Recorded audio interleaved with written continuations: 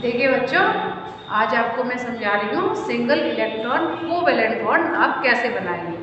मैंने आपको पहले समझाया हुआ है कार्बन और इसके यौगिकों में कि किस प्रकार से कार्बन जो है वो सिंगल, डबल और ट्रिपल बॉन्ड के द्वारा संतुष्ट हो सकता है, क्योंकि उसकी वैलेंसी कितनी होती है, 4 होती है। लास्ट ऑर्बिट में 4 इलेक्ट्रॉन होते हैं। ठीक है, तो इस समय मैं आपको कुछ अन्य अणुओं में सिंगल कोवैलेंट बॉन्ड जो है वो बता रही हूँ कि किस प्रकार से आप किन अणुओं में इसको बना सकते हो और इनका प्रयोग कर सकते हो। जैसे कि आपको पहला एक अणु मैं बता रही हूँ हाइड्रोजन। हाइड्रोजन गैस किस प्रकार से बनती है। देखिए, हाइड्रोजन जो है इसकी बाहर वाली दिशा में क्या होता है, एक इलेक्ट्रॉन प्रेजेंट करता है। तो 2 हाइड्रोजन के परमाणु, ये एक परमाणु है, 2 हाइड्रोजन के परमाणु इसमें क्या करते हैं, एक एक इलेक्ट्रॉन का साझा करते हैं और क्या बनाते हैं, सिंगल इलेक्ट्रॉन बॉन्ड बनाते हैं। ये जो है सिंगल कोवैलेंट बॉन्ड आपका बन रहा है। हाइड्रोजन का जो एक इलेक्ट्रॉन है लास्ट ऑर्बिट में एक इलेक्ट्रॉन, ये दूसरे हाइड्रोजन परमाणु के लास्ट ऑर्बिट में उपस्थित एक इलेक्ट्रॉन से साझा करता है। तो इसके लास्ट ऑर्बिट में एक और एक 2 इलेक्ट्रॉन हो जाते हैं और इस वाले हाइड्रोजन परमाणु के लास्ट ऑर्बिट में एक इसका और एक अन्य हाइड्रोजन परमाणु का इलेक्ट्रॉन होकर कितने हो जाते हैं, टोटल एक और एक 2 इलेक्ट्रॉन्स हो जाते हैं। जब एक एक इलेक्ट्रॉन का साझा होता है किन्हीं 2 परमाणुओं के बीच में, तो इस प्रकार बनने वाला जो बॉन्ड होता है वो क्या कहलाता है, सिंगल कोवैलेंट बॉन्ड।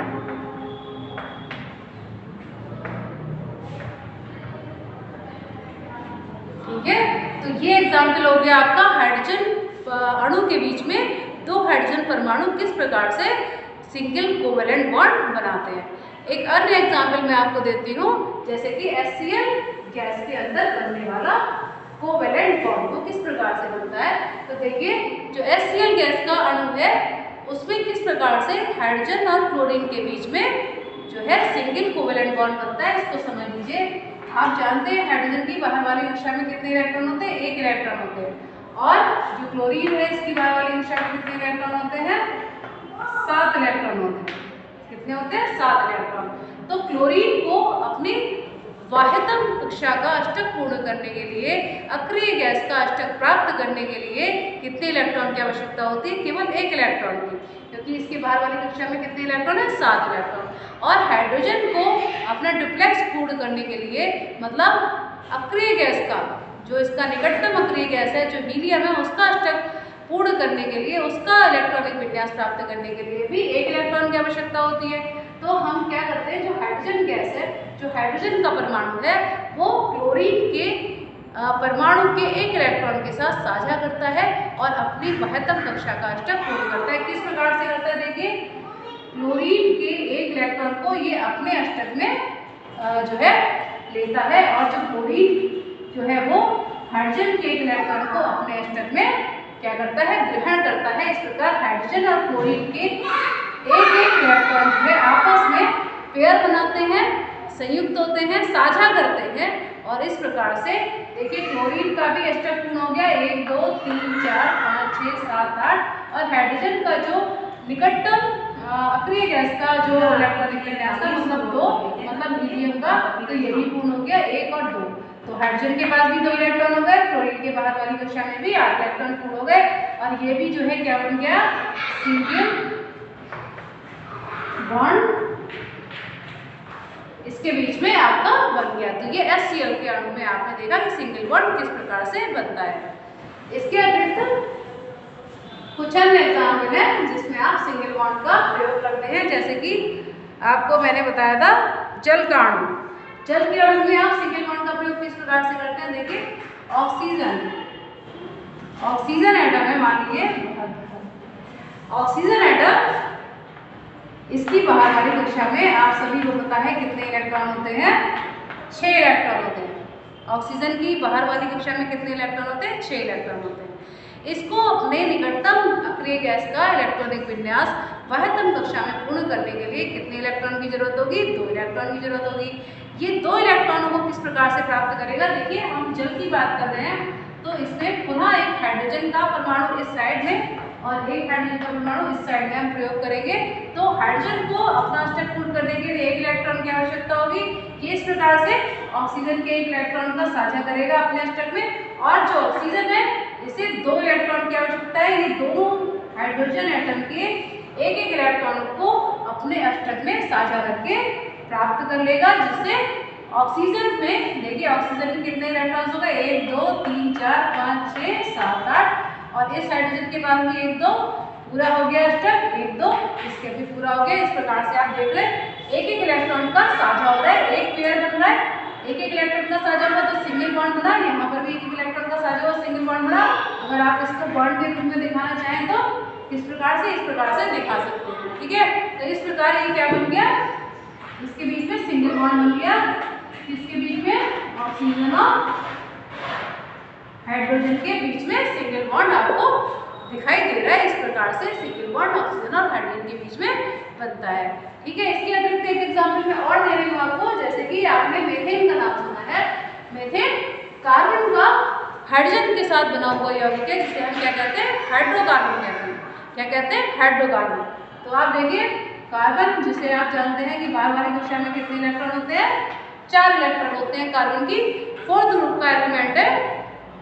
निकटतम अंतरिक्ष गैस का इलेक्ट्रॉनिक विन्यास प्राप्त करने के लिए 4 अतिरिक्त इलेक्ट्रॉनों की आवश्यकता है। इसको 4 अन्य इलेक्ट्रॉन्स की आवश्यकता है। तो ये क्या करता है, 4 हाइड्रोजन एटम, एक हाइड्रोजन एटम ये, एक ये, 4 हाइड्रोजन एटम से ये क्या बनाता है, सिंगल बॉन्ड बनाता है। देखिए प्रत्येक हाइड्रोजन एटम भी इसके एक इलेक्ट्रॉन से साझा करके सिंगल बॉन्ड बना रहा है, और जो कार्बन एटम है ये चारों हाइड्रोजन एटम के एक एक इलेक्ट्रॉन को अपने अष्टक में शेयर करके लेता है, जिसके द्वारा जो है कार्बन का भी लास्ट ऑर्बिट का अष्टक पूर्ण हो जाता है। देखिए 1 2 3 4 5 6 7 8, और ये एक एक पेयर इलेक्ट्रॉन का है। तो आप देखिए चूंकि एक एक इलेक्ट्रॉन का साझा हो रहा है तो यहाँ पर ये सिंगल बॉन्ड बना रहा है। बॉन्डिंग स्ट्रक्चर आप इसका कैसे दे सकते हो, अगर आप इसके बॉन्डिंग स्ट्रक्चर को बनाना चाहो तो किस प्रकार से बनाओगे, इस प्रकार से बनाओगे, ठीक है। तो आप देख रहे हैं कार्बन और हाइड्रोजन के बीच में, प्रत्येक कार्बन और हाइड्रोजन के बीच में कितना है, क्या क्या है, सिंगल बॉन्ड प्रेजेंट है। तो कार्बन जो है 4 सिंगल बॉन्ड का प्रयोग करके अपने वहतम कक्षा का अष्टक पूर्ण करता है। तो आप समझ गए होंगे कि सिंगल बॉन्ड के द्वारा किस प्रकार से हम जो है किसी भी परमाणु की वह कक्षा का अष्टक पूर्ण कर सकते हैं। इसी प्रकार से अगर आप चाहें तो कार्बन टेट्राक्लोराइड एक अन्य एग्जाम्पल है कार्बन टेट्राक्लोराइड का, इसको भी आप समझ लीजिए। कार्बन टेट्राक्लोराइड का सूत्र क्या होता है, CCl4 होता है। क्या होता है, CCl4। तो CCl4 का किस प्रकार से बनता है, देखिए कार्बन की बाहर वाली कक्षा में कितने इलेक्ट्रॉन है, 4 इलेक्ट्रॉन है, लेकिन Cl की बाहर वाली कक्षा में कितने इलेक्ट्रॉन होते हैं, 7 इलेक्ट्रॉन होते हैं। कितने होते हैं, 7 इलेक्ट्रॉन। तो देखिए Cl की बाहर वाली कक्षा में हम बना रहे हैं 7 इलेक्ट्रॉन, ठीक है।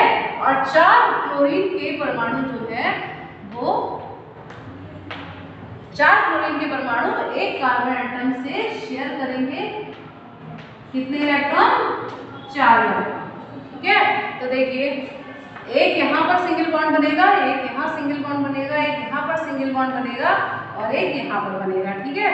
तो देखिए आप जो आपका ये चारों क्या है, ये क्लोरीन है, ये क्लोरीन के एटम है चारों, और ये क्लोरीन के एटम की बाहर वाली कक्षा में आपको पता है 7 इलेक्ट्रॉन होते हैं। एक इलेक्ट्रॉन किसका ले रहा है, ये किसका ले रहा है, कार्बन का ले रहा है। कार्बन के एक इलेक्ट्रॉन से साझा कर रहा है। तो यहाँ पर इस तरह से जो है क्लोरीन का अष्टक पूर्ण हो रहा है। ये देखिए क्लोरीन परमाणुओं के अष्टक इस प्रकार से पूर्ण हो गए, सभी ने सिंगल बॉन्ड बना लिया। अब कार्बन का अष्टक किस प्रकार से पूर्ण होगा, क्लोरीन के एक एक इलेक्ट्रॉन को ये अपने अष्टक में ले लेगा। ये एक एक इलेक्ट्रॉन किसका है, ये क्लोरीन का, ये क्लोरीन का, ये क्लोरीन का, ये क्लोरीन का। तो इस प्रकार से आप देखेंगे कार्बन टेट्राक्लोराइड को बॉन्डिंग फॉर्म में यदि आप लिखेंगे तो देखिए 4 सिंगल बॉन्ड बन रहे हैं, किसके साथ, क्लोरीन, 4 क्लोरीन परमाणुओं के एक कार्बन एटम के साथ सिंगल बॉन्ड बन रहा है। तो इस प्रकार से क्या बनाइए, कार्बन टेट्राक्लोराइड का, कार्बन टेट्राक्लोराइड, इसका क्या बन रहा है, सिंगल बॉन्ड इसमें बन रहा है। ठीक है, तो ये किसका अणु है? कार्बन टेट्राक्लोराइड का अणु है। तो बच्चों आप समझ गए होंगे कि आप किस प्रकार से जो है सिंगल बॉन्ड को किसी भी अणु में प्राप्त कर सकते हो। और सिंगल बॉन्ड में क्या होता है, केवल एक इलेक्ट्रॉन पेयर बनता है। दो परमाणु जो सिंगल बॉन्ड बनाने में भाग लेते हैं वो केवल एक एक इलेक्ट्रॉन का ही आपस में साझा करते हैं। इस प्रकार से अणु के अंदर सिंगल बॉन्ड प्राप्त होता है।